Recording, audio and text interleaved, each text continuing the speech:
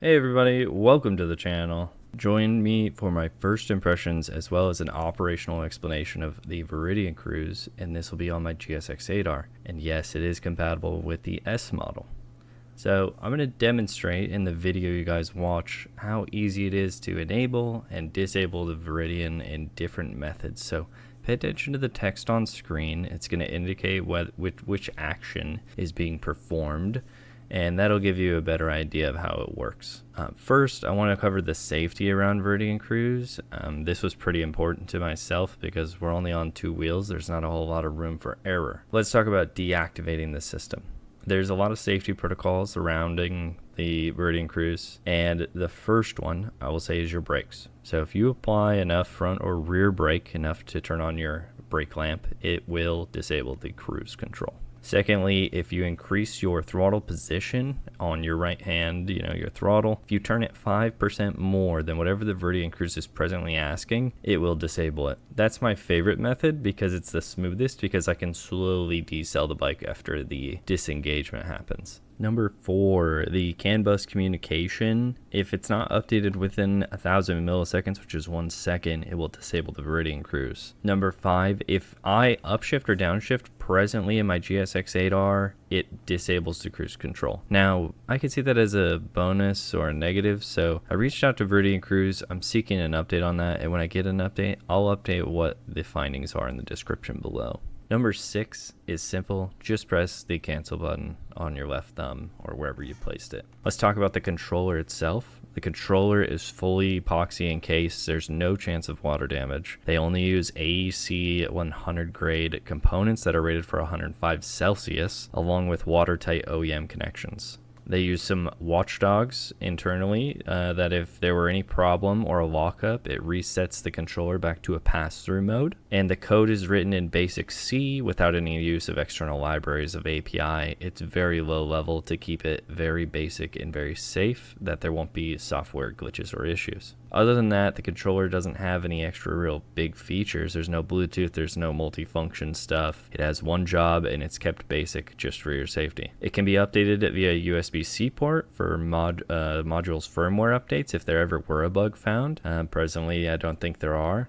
Or you can actually tweak some things on your own, like throttle curve of the cruise control and some other things, and some tuning and tweaks if you'd like. The brake tap that you have to do is the only thing that you manually kind of need to do besides mounting it. It's a 3M Scotch Lock 558, has 2 points of contact on the wire, and the entries are parallel to each other. You can waterproof that any way you like. Some people would say dielectric grease, Vaseline.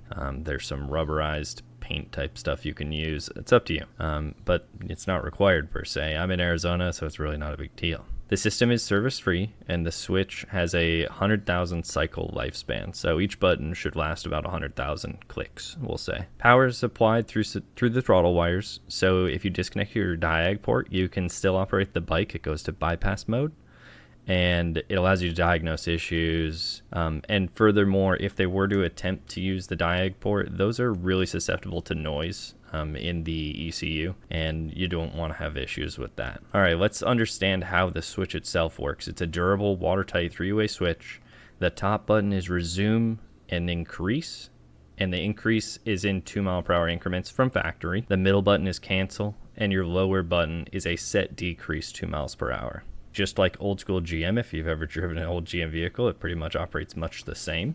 And you can adjust those 2-mile-per-hour limits in tuning if you would like. I actually like it, so I'm going to leave it alone. I posted a video in the description if you guys are interested to see the process of installing. There's other bikes you can watch videos too for installing on those bikes as well. Mine is only on the 8R. If you're comfortable removing plastics in a fuel tank, it literally will take you about 2 hours with those things. It's relatively straightforward and simple, and it's mostly plug and play besides that brake connector, in my opinion, and mounting the module itself. It's about as complicated as it gets, and a few zip ties to make sure you don't let wires chafe. So let's talk about my initial impressions on the unit. My initial impressions, I've got about 100 miles on it.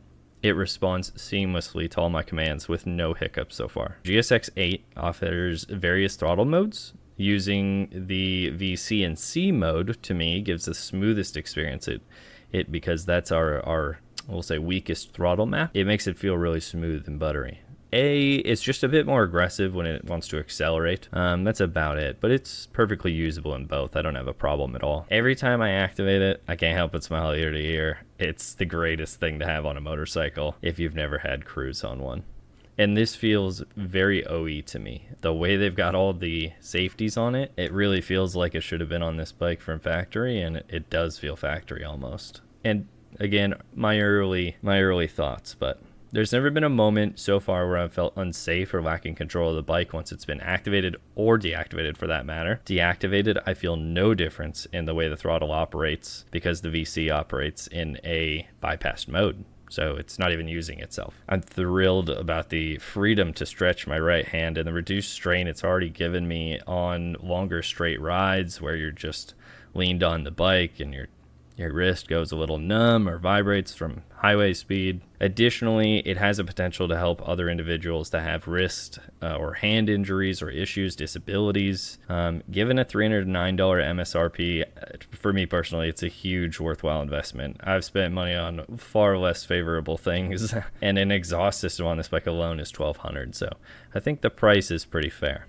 Now, my channel strives to be transparent, open, honest with all the things I do in content. You guys know in my descriptions I have links to Amazon that are affiliate links. I get a small kickback. It doesn't cost you guys anything. It just helps out my channel, helps me keep making content, knows everyone's interested in these things. So I've done the same with Veridian Cruise, and I'm an affiliate with Veridian Cruise.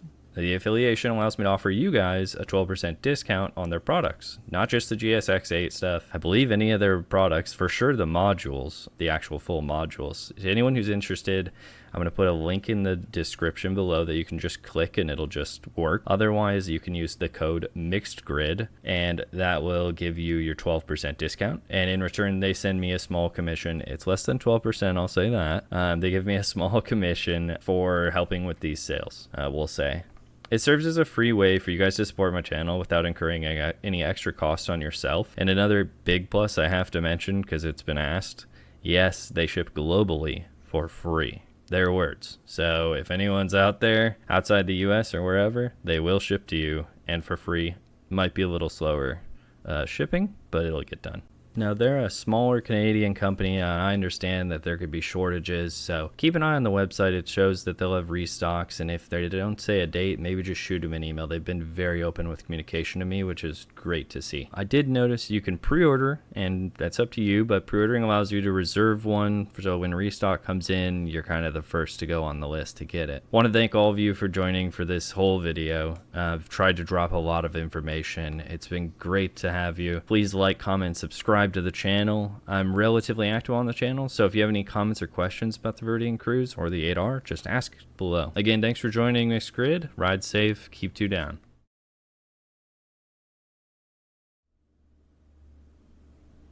Hey, you made it to the special bonus part. You made it this far. I'm impressed. I'll be more impressed if you liked and subscribed. And maybe you're typing up a comment as we speak. But if not, let's finish up this last activation deactivation. And then let's both get out of here. Because this video is taking some time to edit. Not necessarily the video, mainly the audio, I'll be honest.